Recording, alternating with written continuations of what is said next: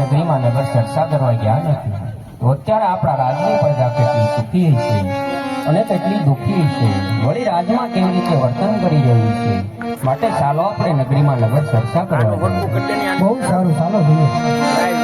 હે આ જય